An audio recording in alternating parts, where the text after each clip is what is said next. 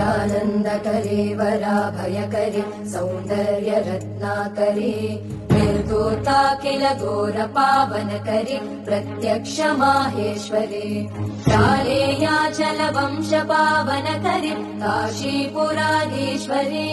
दीक्षां देहि कृपावलम्बनकरी मातान्नपूर्णेश्वरी नानारत्न विचित्रभूषणकरी हेमाम्बराडम्बरी मुक्ताहार विलम्बमान विलसन् वक्षोज कुम्भान्तरे काश्मीरागरुवासिता रुचिकरी काशीपुराधीश्वरी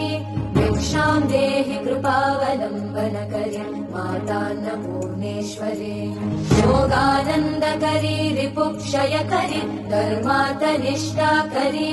चन्द्राकानल भासमान लहरी त्रैलोक्य रक्षाकरी।